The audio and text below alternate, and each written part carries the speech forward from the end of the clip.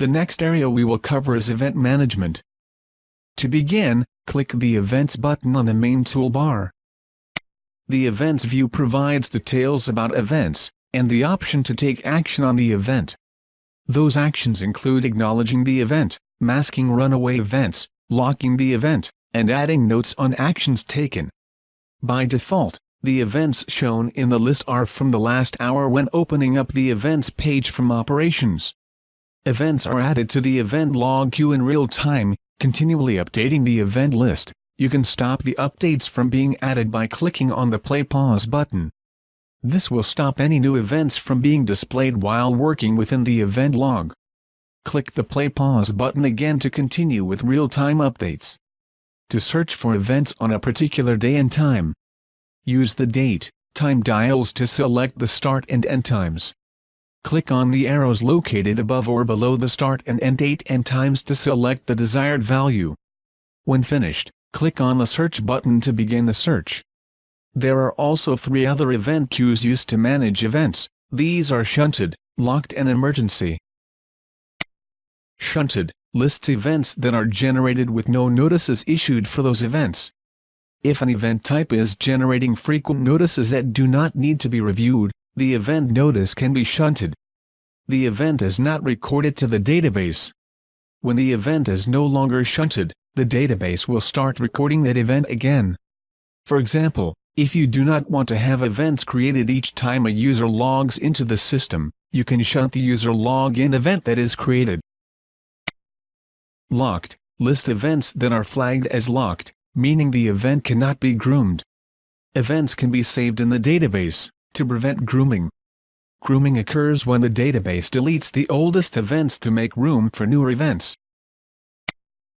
Emergency lists events that were configured with an emergency severity type. An emergency event will also cause the Events button to pulsate on the Operations toolbar until the event is acknowledged. Aside from displaying the events in a list, you can also view them in a grid view. The grid view displays a thumbnail of the video associated with each event. The Save button exports the current event log list to a CSV file.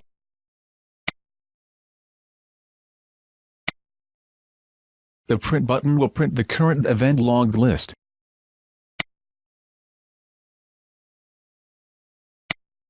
Search triggers any update of the event log list if a value is entered in the adjoining field. Search only checks the event source field for the value, and displays only the events that match that criteria.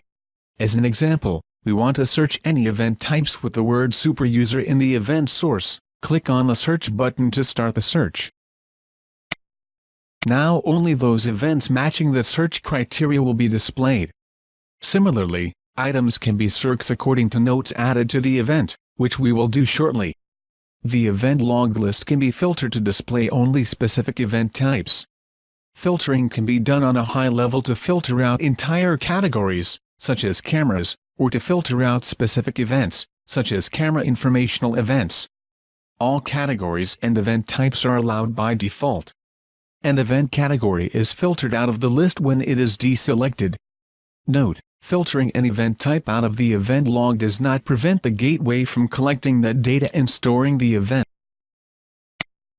Here, we filtered out all system events. Doing so removed them from the list. Clicking on the down arrow below a filter will open a filter list to choose a specific event type to filter. Choose the event types to filter by removing the checkmark to the right of the event type. When finished, click on the X to return to the event interface. Notice that the user login events are also removed from the events list. Now that we have an understanding of the functions and tools of the event interface, we are going to take a closer look at one of the events from the list. Each event in the list displays the date and time of the event, the event source and the event type. The current status of the event is also indicated. The statuses of an event are open, need acknowledgement, acknowledged, or closed. Each event also indicates whether or not the event has been locked. Once an event is selected, the event details dialog is displayed. This dialog lists the details of the event, as displayed in the event log and other events windows. If a recorded camera is associated with the event, a looping video clip of the event will be displayed. You can click on the looping video to display the video in the video player. Here you have full access to the video player toolbar that we reviewed in the cameras section of operations. Click on the back arrow to return to the event details interface. For events involving card holders or face captures by the face grab analytic, the picture of the card holder or the face captured will be displayed in the profile picture box. Notes can also be added to an event to capture details regarding the event for later reference. Once the note is added, click on the Save checkmark to add the note to the note history of the event. As we learned, some events such as an emergency require acknowledgement. To acknowledge the event, simply click on the Acknowledge button. Once acknowledged, the event details will indicate that the event has been acknowledged and the history of this event has been updated. To close an event, click on the Close button. Again, the event details and history will be updated to indicate that the event has been closed. As discussed earlier, you can shut this event or lock it to save the event from being prematurely groomed. We will lock this event as an example. Once the event has been locked, the history for this event will be updated and will be added to the locked event queue. To reopen an event that has been closed, click on the Open icon. To return to the event main page, click on the X. And finally, we will take a closer look at a face recognition event. When a face recognition event occurs, the event displays the captured face, along with the matched face from the database. If the face match is not correct, a match can be manually assigned using a different image or person. The event is updated to reflect the correct match. Click on the Assign button. A linked symbol appears with the image that the face capture was matched with. Select the image and click on the X to remove the link. Click on another image to link this face capture to. And then click on the check mark to save the change. And then click the X to exit. The event will be updated to reflect the changes that were made to the face.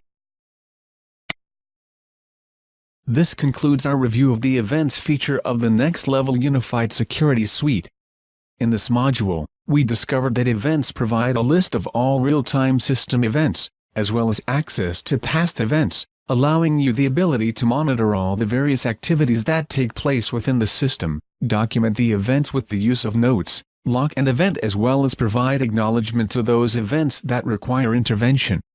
Please return to the NLSS Training Center to continue the review of tutorials, covering the operation and configuration of the NLSS Gateways and Unified Security Suite.